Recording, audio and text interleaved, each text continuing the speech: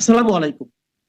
প্রিয় দর্শক, অন্য মঞ্চের আলাপচারিতায় আপনাদের সকলকে আমন্ত্রণ জানাচ্ছি। ইরান সংকটে সারা বিশ্ব আক্রান্ত। বিশেষ করে হরমুজ প্রণালী দিয়ে উপসাগরীয় তেল সরবরাহকারী দেশগুলো থেকে তেল পরিবহনে বিঘ্ন ঘটায় সারা বিশ্বই জ্বালানি সংকটে পড়েছে। তেলের দাম বাড়ছে হু হু করে, আর বাংলাদেশের মতো মধ্যপ্রাচ্যের জ্বালানি নির্ভর দেশের অবস্থা অত্যন্ত কাহিল। যে কোনো মুহূর্তে বন্ধ হয়ে যেতে পারে জ্বালানি যোগানদাতা পেট্রোল পাম্পগুলো। মানুষ পেট্রোল পাম্পগুলোতে হামলা চালানোর মতো পরিস্থিতি শুরু হয়েছে। মানুষ আতঙ্কিত। এরই মধ্যে আমেরিকার কাছে অনুমতি চেয়েছিলেন বাংলাদেশের সদ্য দায়িত্ব গ্রহণকারী অর্থমন্ত্রী আমির খসরু মাহমুদ চৌধুরী, যে রাশিয়া থেকে তেল আমদানি করতে পারবে কিনা বাংলাদেশ সে বিষয়ে। সমালোচকরা বলছেন, একটি স্বাধীন সার্বভৌম রাষ্ট্র বাংলাদেশ কেন আমেরিকার কাছে অনুমতি চাইছে? এই প্রশ্নের উত্তর মানুষ দিয়ে দিচ্ছে। বলছে যে আমেরিকার কাছে মুচলেখা দিয়ে ক্ষমতায় বসলে তো এমনটাই হবে। ওদিকে আমেরিকা ভারতকে অনুমতি দিয়েছে রাশিয়া থেকে তেল আমদানির। প্রশ্ন হলো, বাংলাদেশকে যদি অনুমতি না দেয় আমেরিকা, তাহলে কি হবে? আমির খসরু মাহমুদ চৌধুরীকে ঢাকাস্থ মার্কিন রাষ্ট্রদূত ক্রিস্টেনসেন অনেক দিনের ঘনিষ্ঠ বন্ধু হিসাবে বললেও রাশিয়ার থেকে তেল আমদানির অনুমোদন দেবেন বলে কেউ মনে করছে না। তাহলে বাংলাদেশের পরিস্থিতি কি হবে? আজকে আলোচনার বিষয় সেটি। বাংলাদেশের পেট্রোল পাম্পগুলো তেল সরবরাহ করতে পারছে না, লম্বা লাইন। অনেকে বলছেন যে বিএনপির ব্যবসায়ীদের ব্যবসার সুযোগ করে দেওয়ার জন্য তেলের ঘাটতি দেখানো হচ্ছে বা তেল নেই বলে প্রচার করা হচ্ছে। জ্বালানি মন্ত্রী বলছেন যে তেলের কোনো অভাব নেই বাংলাদেশে, কিন্তু লম্বা লাইন, যে কোনো মুহূর্তে মারামারি লাগবে। এরই মধ্যে বাংলাদেশ আমেরিকার কাছে অনুমতি চেয়েছে, যে কথা আমি শুরুতেই বলেছি। বাংলাদেশের এই অনুমতি প্রার্থনার মধ্যে যে গভীর দুর্বলতা লুকিয়ে আছে সেটি আজ আর ঢেকে রাখা সম্ভব নয়। একটি স্বাধীন রাষ্ট্র তার বাণিজ্যিক সিদ্ধান্তের জন্য অন্য রাষ্ট্রের অনুমতি প্রার্থনা করতে বাধ্য হয় কেবল তখনই যখন তার বিকল্প প্রায় ফুরিয়ে যায়। বাংলাদেশের জ্বালানি আমদানি নির্ভরতা 95% কাছাকাছি। এর মানে দেশের শক্তি নিরাপত্তা সম্পূর্ণভাবে আন্তর্জাতিক সম্প্রদায়ের উপর বা আন্তর্জাতিক দয়ার উপর নির্ভরশীল। আর যখন সেই বাজারে ভূকম্পন শুরু হয়, তখন বাংলাদেশের মতো দেশের পছন্দের বিলাসিতা থাকে না। তবে এই সংকটের আসল গভীরতা বুঝতে হলে আন্তর্জাতিক তেল বাজারের গতি প্রকৃতি দেখতে হবে। হরমুজ প্রণালী দিয়ে বিশ্বের সমুদ্রপথে পরিবাহিত তেলের 1/4 এবং বৈশ্বিক এলএনজি বাণিজ্যের প্রায় 19% চলাচল করে। ইরানের সাথে ইসরায়েল এবং যুক্তরাষ্ট্রের উত্তেজনা বাড়ার সাথে সাথে এই গুরুত্বপূর্ণ জলপথে নিরাপত্তার ঝুঁকি তৈরি হয়েছে। ফলে ব্রেন্ট ক্রুডের দাম $113 উপরে চলে গেছে। আরো উদ্বেগজনক বিষয় হলো, গোল্ডম্যান স্যাক্স সম্পূর্ণ ঝুঁকিপূর্ণ পরিস্থিতিতে দাম $135 পর্যন্ত যাওয়ার সম্ভাবনা উড়িয়ে দিচ্ছে না। কেউ কেউ বলছেন $200 ছাড়িয়ে যাবে। এর প্রভাব বাংলাদেশের উপর পড়তে শুরু করেছে এবং প্রায় তাৎক্ষণিকভাবে পড়ছে। সরকার ইতিমধ্যে জ্বালানি রেশনিং করতে বাধ্য হয়েছে। মোটরসাইকেল এবং ব্যক্তিগত গাড়ির জন্য দৈনিক সীমা বেঁধে দেওয়া হয়েছে। ডিজেল বিক্রিতে কঠোর বিধিনিষেধ আরোপ করতে হয়েছে। 4টি ইউরিয়া সার কারখানা গ্যাস সাশ্রয়ের জন্য বন্ধ করতে হয়েছে। এমনকি বিশ্ববিদ্যালয়গুলো বিদ্যুৎ সাশ্রয়ের জন্য আগে ভাগে বন্ধ ঘোষণা করতে হয়েছিল। এগুলো কোনো স্বাভাবিক অর্থনীতির লক্ষণ নয়, এগুলো জরুরি অবস্থার প্রকাশ। বাংলাদেশের অবস্থা আরো জটিল হয়েছে এলএনজির বাজারে। জানুয়ারিতে যে এলএনজি প্রায় $10 প্রতি MMBTU দরে পাওয়া যাচ্ছিল, মার্চে সেটি 20.67 বা 76 থেকে $28.28 পর্যন্ত লাফিয়ে গেছে। স্পট মার্কেট থেকে 3টি এলএনজি কার্গো কিনতে হয়েছে এই অস্বাভাবিক দামে। এর ফলে কেবল বিদ্যুৎ এবং গ্যাস সেক্টরেই চাপ পড়েনি, নগদ ডলার সংকট তীব্র হয়েছে, ভর্তুকির বোঝা বেড়েছে, আর সরকারের আর্থিক সক্ষমতা দ্রুত ক্ষয় হয়ে যাচ্ছে। এই পরিস্থিতি সামাল দিতে বাংলাদেশ এখন $2 বিলিয়ন বেশি নতুন অর্থায়ন খুঁজছে। এই প্রেক্ষাপটেই রাশিয়ার তেল আমদানির প্রশ্নটি অত্যন্ত গুরুত্বপূর্ণ, কারণ রাশিয়া এখন বিশ্ববাজারে ছাড়ের দামে তেল বিক্রি করছে। পশ্চিমা নিষেধাজ্ঞার কারণে রুশ তেলে ডিসকাউন্ট থাকছে প্রায় $10 থেকে $15 পর্যন্ত। ভারত এই সুযোগের সদ্ব্যবহার করেছে। যুক্তরাষ্ট্র ভারতকে প্রথমে 30 দিনের অস্থায়ী ওয়েভার দিয়েছিল, পরে সেটি 11 এপ্রিল পর্যন্ত বাড়িয়েছে। ফলে ভারতীয় রিফাইনারিগুলো সাগরে আটকে থাকা রুশ তেল কিনে বড় পরিমাণ সাশ্রয় করতে পারছে। কিন্তু বাংলাদেশের ক্ষেত্রে চিত্র একদম ভিন্ন। আমির খসরু মাহমুদ চৌধুরী মার্কিন রাষ্ট্রদূত ব্রেন্ট ক্রিসেনসেনের সাথে বৈঠকের পর শুধুমাত্র বিষয়টি ওয়াশিংটনে পাঠানো হবে ধরনের কূটনৈতিক সান্ত্বনাই পেয়েছিলেন রাষ্ট্রদূতের কাছ থেকে। একই আঞ্চলিক সংকটে ভারতকে অপারেশনাল ছাড় দেওয়া হয়েছে আর বাংলাদেশকে দেওয়া হয়েছে প্রতীক্ষার পরামর্শ। এই বৈষম্য নিজেই একটি স্পষ্ট ভূ রাজনৈতিক বার্তা বহন করছে। যদি আমেরিকা বাংলাদেশকে এই অনুমতি না দেয় তাহলে পরিস্থিতি কোথায় গিয়ে দাঁড়াবে? প্রথম সমস্যা হবে বাংলাদেশকে আরো দামি বিকল্প বাজারে যেতে হবে। দ্বিতীয় সমস্যা হলো প্রতিবেশী দেশগুলো নিজেদের সংকটে পড়বে। ভারত স্পষ্ট করে জানিয়েছে আগে তারা নিজেদের চাহিদা পূরণ করবে, তারপর রপ্তানির কথা ভাববে। চীন মার্চে ডিজেল, গ্যাসোলিন এবং জেট ফুয়েল রপ্তানি বন্ধ করে দিয়েছে, অর্থাৎ আঞ্চলিক বিকল্পগুলো ক্রমশ সংকুচিত হয়ে যাচ্ছে। তৃতীয় এবং সবচেয়ে গুরুতর সমস্যা হলো সামাজিক অস্থিরতা। পেট্রোল পাম্পের সামনে যা ঘটছে সেটি একটি অশুভ পূর্বাভাস। বাংলাদেশে পেট্রোল পাম্প ওনার্স অ্যাসোসিয়েশন সতর্ক করেছে যে সরবরাহ সংকট এবং নিরাপত্তাহীনতার কারণে ফিলিং স্টেশনগুলো যে কোনো সময় বন্ধ করে দেওয়া হতে পারে। দীর্ঘ লাইন, একই ব্যক্তির বারবার তেল নেওয়া, রাতের অন্ধকারে মব সৃষ্টি করে জোর করে পাম্প খোলানো, এগুলো কোনো নিরবচ্ছিন্ন ঘটনা নয়, এগুলো একটি সরবরাহ সংকটের অস্বাভাবিক পরিস্থিতি। বাগেরহাটে খানজাহান আলী ফিলিং স্টেশনে হামলা, ভাঙচুর এবং কর্মচারী মারধরের ঘটনা সেই ভয়ানক ভবিষ্যতের আগাম নমুনা। একজন বিএনপি নেতাই কাজ করেছেন। জ্বালানি যখন দুর্লভ হয়ে পড়ে তখন সেটি আর কেবল অর্থনৈতিক পণ্য থাকে না, সেটি রাজনৈতিক শক্তিতে রূপান্তরিত হয়। আমাদের ফুলবাড়ির কথা ভুলে যাইনি আমরা। ফুলবাড়ি কয়লা খনির কথা মনে আছে, যেখানে প্রায় সরকার পতনের ঘটনা ঘটিয়ে ফেলেছিল বিএনপি আমলে। যার কাছে জ্বালানির প্রবেশাধিকার আছে সে শক্তিশালী, যার নেই সে ক্ষুব্ধ এবং অস্থির। এর বাইরে বাংলাদেশের আরেকটি বড় উদ্বেগ হবে রেমিটেন্স প্রবাহের প্রভাব। দেশের বিপুল সংখ্যক শ্রমিক মধ্যপ্রাচ্যে উপসাগরীয় দেশগুলোতে কাজ করেন। যদি আঞ্চলিক অস্থিরতা দীর্ঘায়িত হয় তবে সেখানে নির্মাণ এবং সেবা খাতে প্রভাব পড়তে বাধ্য। তবে এখানে একটি দ্বন্দ্বমূলক পরিস্থিতিও আছে। তেলের দাম বেশি থাকলে উপসাগরীয় দেশগুলোতে অধিক রাজস্ব পাবে এবং নতুন প্রকল্প শুরু করতে পারবে, ফলে শ্রমের চাহিদাও হয়তো বাড়তে পারে। রপ্তানি খাতেও ঝুঁকি তৈরি হচ্ছে। যদি বৈশ্বিক অর্থনীতি স্টাগফ্লেশনের দিকে যায় তবে একই সঙ্গে মূল্যস্ফীতি বৃদ্ধি এবং প্রবৃদ্ধি হ্রাস, তাহলে পশ্চিমা দেশগুলোতে ভোক্তা ব্যয় কমে যেতে পারে। বাংলাদেশের প্রধান রপ্তানি খাত তৈরি পোশাক শিল্প মূলত এই বাজারগুলোর উপর নির্ভরশীল। বৈশ্বিক অনিশ্চয়তা বাড়লে অর্ডার কমে যাওয়া, উৎপাদন হ্রাস এবং কর্মসংস্থানের চাপের আশঙ্কা করা হয়। বৈশ্বিক সরবরাহ ব্যবস্থাও আরেকটি ঝুঁকির ক্ষেত্র। সাম্প্রতিক বছরগুলোতে লোহিত সাগর এবং সুয়েজ খালে নিরাপত্তার সমস্যার কারণে অনেক জাহাজ দীর্ঘ বিকল্প পথ ব্যবহার করছে। এতে শিপিং কস্ট বেড়েছে এবং পণ্য পরিবহনে সময়ও বেশি লাগছে। ইরান নিয়ে সংঘাত যদি সমুদ্রপথে নতুন নিরাপত্তা সংকট তৈরি করে তাহলে আমদানি এবং রপ্তানি উভয় ক্ষেত্রেই খরচ বাড়বে। বাগেরহাটের যে ঘটনার কথা উল্লেখ করলাম সেই ভয়ঙ্কর ঘটনাটি আসলে আমাদের নিকট ভবিষ্যতের আগাম ছবি। গত 23শে মার্চ স্থানীয় সংবাদ মাধ্যমগুলো জানিয়েছে খানজাহান আলী ফিলিং স্টেশনে তেল না পাওয়া নিয়ে হামলা, ভাঙচুর এবং কর্মচারীকে মারধরের অভিযোগে এক যুবদল নেতাকে গ্রেপ্তার করা হয়েছে।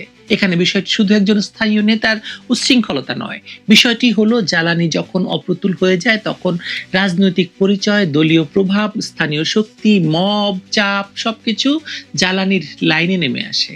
যে জিনিসটি বাজারে নিয়ম মেনে বিক্রি হওয়ার কথা তা যখন ক্ষমতার পণ্য হয়ে যায় তখন সমস্যা তো ঘটবেই। আজ কর্মচারী মার খাচ্ছে, ফলে কাল ট্যাঙ্কার লুট হবে, পরশু ডিপো ঘিরে ভিড় হবে। এই ধারাবাহিকতা অস্বাভাবিক নয়, বরং স্বল্প সরবরাহের রাজনীতিতে এটা স্বাভাবিক পরিণতি। বাংলাদেশের জন্য বিপদ আরো গভীর, কারণ জ্বালানি সংকট এখানে একা আসে না। জ্বালানি সংকট এলে বিদ্যুৎ সংকট আসে, বিদ্যুৎ সংকট এলে শিল্পের উৎপাদন কমে, উৎপাদন কমলে রপ্তানি আয়ে চাপ পড়ে, আমদানি বিল বাড়লে রিজার্ভে চাপ পড়ে, আর রিজার্ভে চাপ পড়লে মুদ্রা দুর্বল হয়। এই পুরো চক্রটি এখন সক্রিয় বাংলাদেশে। বাংলাদেশের তৈরি পোশাক খাত, কৃষি, পরিবহন, নির্মাণ, সার উৎপাদন সবই জ্বালানির সঙ্গে গভীরভাবে যুক্ত। ফলে এটি শুধু পাম্পে তেল না থাকার সমস্যা নয়, এটি পুরো অর্থনীতির খরচের কাঠামো ভেঙে পড়ার সমস্যা। রয়টার্সের প্রতিবেদনগুলোতে দেখা যাচ্ছে ইতিমধ্যেই কারখানাগুলো ডিজেল এবং বিদ্যুৎ সংকটে আঘাত পাচ্ছে এবং সরকারকে আমদানি বিদ্যুৎ ও বিদ্যুৎ ব্যবস্থাপনায় অস্বাভাবিক কৃচ্ছ সাধনে যেতে হয়েছে। সবচেয়ে বড় কথা, রাশিয়া থেকে আমদানির প্রশ্নটি এখানে অর্থনীতির যতটা তার চেয়ে বেশি সার্বভৌমত্বের প্রশ্ন। একটি দেশ যখন নিজের জ্বালানি নিরাপত্তা নিশ্চিত করতে তৃতীয় রাষ্ট্রের রাজনৈতিক অনুমতির অপেক্ষায় থাকে, তখন বোঝা যায় তার কূটনৈতিক স্বাধীনতা আসলে নেই। ভারত ব্যতিক্রমী সুবিধা পায়, বাংলাদেশ আবেদন করে। ভারত কিনে ফেলে, বাংলাদেশ আশ্বাস পায়। শুধু এই পার্থক্যই বর্তমান বাস্তবতা। আর যদি ওয়েভার না আসে, তবে বাংলাদেশের সামনে দামি স্পট মার্কেট, অনিশ্চিত আঞ্চলিক সরবরাহ, বাড়তি ডলার চাপ, আরো কড়াকড়ি রেশনিং, পাম্পে অরাজকতা, শিল্পে বিঘ্ন ঘটা এবং সামাজিক ক্ষোভ, এই 7টি স্তরের সংকট একসঙ্গে খুলে যাবে। এখানে একটি নির্মম সত্য আছে, জ্বালানি সংকট যখন বাজারের মধ্যে সীমাবদ্ধ থাকে তখন সেটি অর্থনৈতিক সমস্যা, কিন্তু যখন মানুষ লাইনে দাঁড়িয়ে তেল না পেয়ে ক্ষিপ্ত হয়, পাম্প মালিক নিরাপত্তা চান, ট্যাঙ্কার লুটের আশঙ্কা ওঠে, স্থানীয় রাজনৈতিক কর্মীরা হামলায় জড়িয়ে পড়ে, সরকার জ্বালানি কিনতে ঋণ খোঁজে আর বিকল্প উৎসের জন্য বিদেশি অনুমতির দিকে তাকিয়ে থাকে, তখন সেটি আর শুধু অর্থনৈতিক সংকট থাকে না, তখন সেটি রাষ্ট্রীয় ভঙ্গুরতা প্রকাশ হয়ে ওঠে। বাংলাদেশের বর্তমান পরিস্থিতি সেদিকে যাচ্ছে বা ইতিমধ্যে চলে গেছে। এখন প্রশ্ন আর শুধু এই নয় যে তেল কত দামে আসবে, কবে আসবে। প্রশ্ন হলো তেল আদৌ নিয়মিত আসবে কিনা, আর এলেও সেটি কি বাজারে শৃঙ্খলা রেখে মানুষের কাছে পৌঁছবে কিনা। এই প্রশ্নের উত্তর যত অনিশ্চিত হচ্ছে, বাংলাদেশের সংকট তত ভয়ঙ্কর হয়ে উঠছে। এই সংকটে ভালো থাকবেন, নিরাপদে থাকবেন সবাই। কার্যক্রম নিষিদ্ধ থাকা আওয়ামী লীগের বিস্ফোরা নেতাদের তালিকা হচ্ছে। এই বিস্ফোরা নেতারা দলের জন্য বোঝা, তাই তাদের বাদ দেওয়ার চিন্তা ভাবনা করা হচ্ছে। এমন নেতাদের বাদ দিয়ে আওয়ামী লীগে শুরু হয়েছে দলটি পুনর্গঠনের প্রক্রিয়া। এরই মধ্যে নির্বাচনের পর থেকে আওয়ামী লীগ ও তার অঙ্গ সংগঠনের অনেক নেতা বাংলাদেশে ফিরেছে। দলের নেতাকর্মীরা বিভিন্ন জায়গায় মিছিল করছে, কার্যক্রম চালাচ্ছে। এমন বাস্তবতায় দলটি তার সাংগঠনিক কাঠামোকে নতুনভাবে সাজানোর সিদ্ধান্ত নিয়েছে।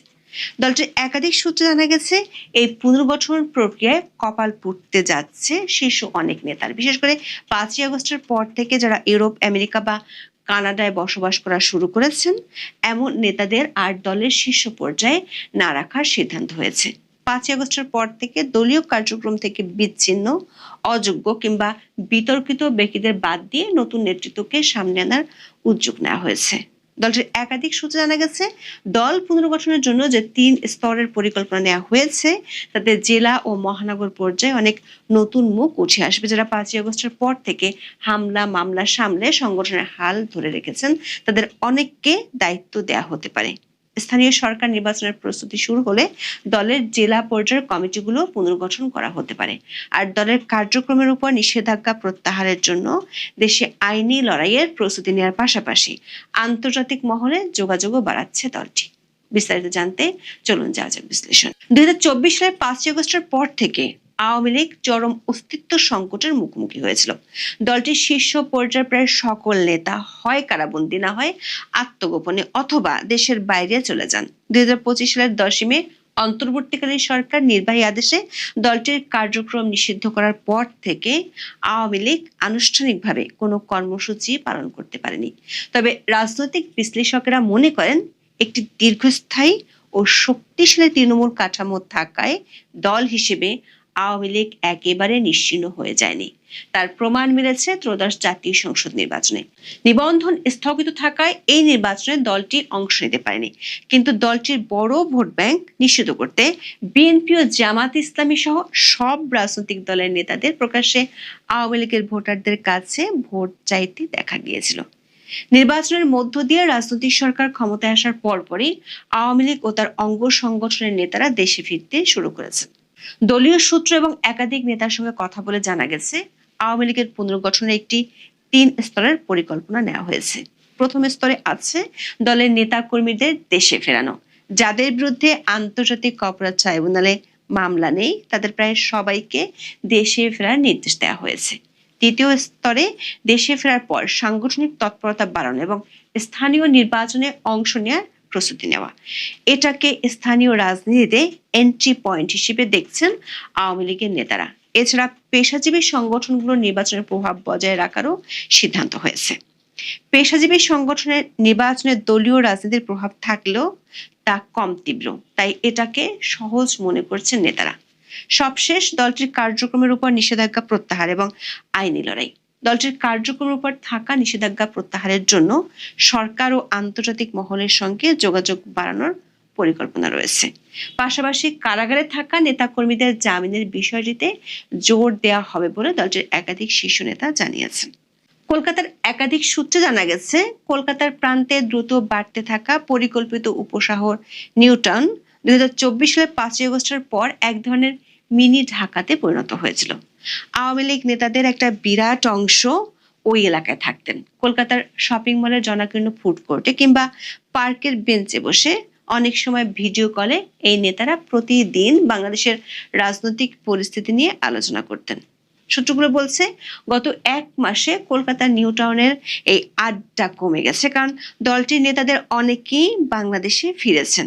ঢাকা সহ বিভিন্ন জেলা ও উপজেলায় দলটির নেতা কর্মীরা কার্যালয়ে প্রবেশের চেষ্টা করেছেন, কোথাও কোথাও অবস্থানও নিয়েছেন।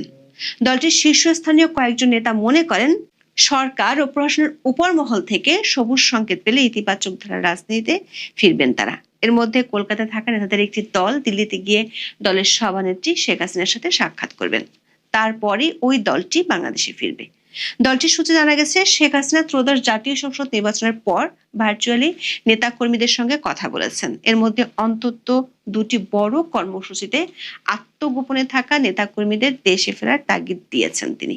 পাশাপাশি স্থানীয় নির্বাচনের জন্য এখন থেকেই প্রস্তুতি নেওয়ার পরামর্শ দিয়েছেন। দলের শীর্ষ নেতাদের সাথে একটি বৈঠকে শেখ হাসিনা দল পুনর্গঠনেরও কথা বলেছেন। সেক্ষেত্রে সবচেয়ে বড় প্রশ্ন হলো, শীর্ষ পর্যায় থেকে কাদের বাদ দেওয়া হবে। দলটির অভ্যন্তরীণ সূত্রে জানা গেছে, শেখ হাসিনা নিজেই অনেক প্রভাবশালী নেতাকে তাদের ব্যর্থতার জন্য দায়ী করেছেন। শেখ হাসিনা বর্তমানে দেশে অবস্থানরত নেতাদের মধ্যে অপেক্ষাকৃত কম পরিচিত, কিন্তু মাঠ পর্যায়ে দক্ষ কর্মীদের দায়িত্ব দেওয়ার পরিকল্পনা করছেন। জেলা ও মহানগর পর্যায়ে অনেক নতুন মুখ উঠে আসছে, যারা 5ই আগস্টের পর থেকে হামলা মামলা সামলে সংগঠনের হাল ধরে রেখেছেন। আওয়ামী লীগের শীর্ষ পর্যায়ের নেতারা বলছেন, বর্তমান বাস্তবতায় আওয়ামী লীগ তার সাংগঠনিক কাঠামোকে নতুনভাবে সাজাতে চাইছে। এ লক্ষ্যে দীর্ঘদিন ধরে দলীয় কার্যক্রম থেকে বিচ্ছিন্ন, অযোগ্য কিংবা বিতর্কিত ব্যক্তিদের বাদ দিয়ে নতুন নেতৃত্বকে সামনে আনার উদ্যোগ নেওয়া হয়েছে। বিশেষ করে ত্যাগী, আদর্শবান এবং মাঠ পর্যায়ের সক্রিয় নেতা কর্মীদের গুরুত্ব দেওয়া হচ্ছে পুনর্গঠনের এই প্রক্রিয়ায়। দর্শক, আওয়ামী লীগের সর্বশেষ জাতীয় সম্মেলন অনুষ্ঠিত হয়েছিল 2023 সালে। ওই সম্মেলনে 81 সদস্যের কেন্দ্রীয় কার্যনির্বাহী সংসদ গঠিত হয়েছিল। এই কমিটির সভাপতি মণ্ডলীতে ছিলেন 19 জন নেতা। সভাপতি মণ্ডলীর সদস্য মতিয়া চৌধুরী সরকার পতনের পর মারা যান। কাজী জাফরুল্লাহ, আব্দুর রাজ্জাক, ফারুক খান, শাহজাহান খান, মোস্তফা জালাল মহিউদ্দিন এবং কামরুল ইসলাম কারাগারে। এছাড়া ইঞ্জিনিয়ার মোশাররফ হোসেন গ্রেপ্তার হলেও গত বছর আগস্টে তার শারীরিক অবস্থার অবনতি হলে জামিনে মুক্তি পান। সাধারণ সম্পাদক ওবায়দুল কাদের ভারতে আছেন। কেন্দ্রীয় কমিটির নেতাদের মধ্যে যুগ্ম সাধারণ সম্পাদক দীপু মনি, প্রচার ও প্রকাশনা সম্পাদক আব্দুস সোবহান গোলাপ ও সাংগঠনিক সম্পাদক আহমেদ হোসেন গ্রেপ্তার হয়েছেন। দলটির একাধিক সূত্রে জানা গেছে, 81 সদস্যের কেন্দ্রীয় কমিটির মধ্যে বিদেশে আছেন প্রায় 35 থেকে 40 জন, কারাগারে আছেন প্রায় 15 থেকে 20 জন এবং দেশে আত্মগোপনে আছেন বাকিরা। মাত্র হাতে গোনা কয়েকজন প্রকাশ্যে রয়েছেন, তাদের কারণে অকারণে বাড়িতে হামলার ঘটনা ঘটছে। আওয়ামী লীগের নেতাদের মধ্যে বেশ কয়েকজনের সঙ্গে কথা বলে জানা গেছে, মোটা দাগে ভারত, যুক্তরাজ্য, যুক্তরাষ্ট্র ও কানাডা, এই 4 দেশে আওয়ামী লীগের নেতাদের উপস্থিতি সবচেয়ে বেশি। আওয়ামী লীগ, যুবলীগ, ছাত্রলীগ সহ দলটির অঙ্গ সংগঠনের নেতাদের মধ্যে ভারতে ছিলেন 765 জন। আবার কিছু নেতা আছেন অন্য দেশ থেকে ভারতে আসা যাওয়া করেন। দলটির গঠনতন্ত্র অনুযায়ী কেন্দ্রীয় কমিটির যে কোনো পরিবর্তনের জন্য কাউন্সিল বা জাতীয় সম্মেলনের প্রয়োজন হয়, কিন্তু নিষেধাজ্ঞার মধ্যে কাউন্সিল ডাকা সম্ভব নয়। সেক্ষেত্রে বিকল্প পথ হিসেবে অ্যাডহক কমিটি বা জরুরি আহ্বায়ক কমিটি গঠনের কথা ভাবা হচ্ছে বলে জানা গেছে। দলীয় সূত্র বলছে, শেখ হাসিনা নিজেই এই কমিটির সভাপতি থাকবেন, যদিও অন্তর্বর্তী সরকার আমলে শেখ হাসিনাকে বাদ দিয়ে রিফাইন্ড আওয়ামী লীগ গঠনের কথা শোনা গিয়েছিল। তবে দেশে ও দেশের বাইরে থেকে করা ওই চেষ্টা ভেস্তে গেছে। দলটির সাধারণ সম্পাদক পদে কে আসবেন সেটা নিয়ে এখন বেশ আলোচনায় চলছে। ওবায়দুল কাদেরের ভবিষ্যৎ নিয়ে দলের মধ্যে প্রশ্ন আছে, এমনকি শেখ হাসিনা নিজে এখনো পর্যন্ত ওবায়দুল কাদেরকে ডেকে পাঠাননি। হাসান মাহমুদ, খালেদ মাহমুদ চৌধুরী ও মাহবুব আলম হানিফের মতো নেতারা এখনো শেখ হাসিনার সাথে সাক্ষাৎ করতে পারেননি। দল পুনর্গঠনের ক্ষেত্রে বিস্ফোরা নেতাদের একটি তালিকা তৈরি করা হচ্ছে। এটাকে বলা হচ্ছে পুনর্গঠন তালিকা, যেখানে বাদ দেওয়া হয়েছে দলের শীর্ষ অনেক নেতাকে। দলটির যেসব নেতা ইউরোপ, আমেরিকা বা কানাডাতে আছেন তাদের কপাল যে পুড়ছে এটি নিশ্চিত হওয়া গেছে। দলের নেতাকর্মীরা মনে করেন 5ই আগস্টের পর যারা ইউরোপ, আমেরিকা ও কানাডাতে আছেন তাদের প্রায় সবার বিরুদ্ধে দুর্নীতির গুরুতর অভিযোগ আছে। এসব নেতাদের অনেকেই গত 1.5 বছরে দিল্লিতে গিয়ে শেখ হাসিনার সাথে সাক্ষাৎ করার চেষ্টা করেও সফল হননি। যে নেতারা দেশে আছেন এবং গ্রহণযোগ্যতা আছে তাদেরকে সামনে নিয়ে আসার চেষ্টা করা হবে বলে সিদ্ধান্ত নেওয়া হয়েছে। তবে দ্বাদশ সংসদের অনেক এমপিকে বাদ দেওয়া হতে পারে। এসব এমপির একটি বড় অংশ এখন দেশে নেই। যারা আছেন তাদের মধ্যে অনেকে পরিচয় গোপন করে আছেন, কিন্তু এই সংসদ সদস্যদের মধ্যে যারা তাদের এলাকায় উন্নয়নমূলক কাজের জন্য পরিচিত ছিলেন এবং যাদের বিরুদ্ধে দমনপীড়ন ও দুর্নীতির অভিযোগ নেই তাদের দায়িত্ব দেয়া হতে পারে। শেখ হাসিনা বর্তমানে দেশে অবস্থানরত নেতাদের মধ্যে অপেক্ষাকৃত কম পরিচিত কিন্তু মাঠ পর্যায়ের দক্ষ কর্মীদের দায়িত্ব দেওয়ার পরিকল্পনা করছেন। জেলা ও মহানগর পর্যায়ে অনেক নতুন মুখ উঠে আসছে যারা 5ই আগস্টের পর থেকে হামলা মামলার সামনে সংগঠনের হাল ধরে রেখেছেন। তাদের অনেককে দায়িত্ব দেওয়া হতে পারে। স্থানীয় সরকার নির্বাচনের প্রস্তুতি শুরু হলে দলের জেলা পর্যায়ের কমিটিগুলো পুনর্গঠন করা হতে পারে। এই প্রক্রিয়ায় স্থানীয়ভাবে গ্রহণযোগ্য নেতাদেরই দায়িত্ব দেওয়া হবে। দলীয় সূত্র বলছে প্রতিটি জেলায় একটি করে অ্যাডহক কমিটি গঠন করার পরিকল্পনা আছে। এই কমিটি সংশ্লিষ্ট জেলায় স্থানীয় নির্বাচনের প্রস্তুতি নেবে এবং দলের সংগঠন পুনরায় দাঁড় করানোর কাজ করবে। স্থানীয় সরকার নির্বাচনকে আওয়ামী লীগ এন্ট্রি পয়েন্ট হিসেবে দেখছে। আওয়ামী লীগের কৌশল হলো নিষেধাজ্ঞা থাকলে স্বতন্ত্র প্রার্থী হিসেবে নিজেদের সমর্থকদের দাঁড় করানো, নিষেধাজ্ঞা উঠে গেলে আনুষ্ঠানিকভাবে দলীয় প্রতীকে অংশ নেওয়া। দল পুনর্গঠনের পাশাপাশি আন্তর্জাতিক পর্যায়ে যোগাযোগ বাড়াচ্ছে দলটি। বিশেষ করে আওয়ামী লীগের কার্যক্রমের উপর নিষেধাজ্ঞা তোলার ক্ষেত্রে আন্তর্জাতিক চাপ বাড়ানোর কৌশল নেওয়া হয়েছে। এক্ষেত্রে 3টি লবিস্ট গ্রুপের সাথে এরই মধ্যে কাজ শুরু করেছে দলটি। আওয়ামী লীগের একাধিক সূত্র বলছে দল পুনর্গঠনের এই উদ্যোগ তাদের জন্য একটি গুরুত্বপূর্ণ মোড় ঘোরানোর প্রচেষ্টা। অতীতে বিভিন্ন সময় রাজনৈতিক সংকট, সামরিক শাসন এবং দমন পীড়নের মুখে পড়েও দলটি টিকে থেকেছে এবং পুনরায় সংগঠিত হয়েছে। ফলে বর্তমান পরিস্থিতিকেও সেই ধারাবাহিকতায় অংশ হিসেবে দেখছেন অনেকে। দলটির তৃণমূল পর্যায়ের কয়েকজন নেতা যারা ভারত থেকে ফিরে এসেছেন তারা নাম প্রকাশ না করার শর্তে বলেছেন দীর্ঘদিন ধরে উপেক্ষিত ও বঞ্চিত কর্মীদের সামনে আসার সুযোগ তৈরি হবে এই পুনর্গঠনের মাধ্যমে। বিশেষ করে অন্তর্বর্তী সরকার আমলে রিফাইন্ড আওয়ামী লীগ ইস্যুতে অনেক বিশ্লেষক 1976 সালের পরের আওয়ামী লীগের রেফারেন্স টেনে এনেছিলেন, কিন্তু 1/11-এর তিক্ত অভিজ্ঞতা থাকায় কোনো নেতাই সংস্কারবাদী আওয়ামী লীগে সাড়া দেয়নি। এখন দলের ভেতরে নতুন নেতৃত্ব তৈরির বিষয়টিকেও বিশেষ গুরুত্ব দেওয়া হচ্ছে বলে দাবি করছেন দলটির নেতারা। এখন এ পর্যন্ত। সবাই ভালো থাকুন, সুস্থ থাকুন।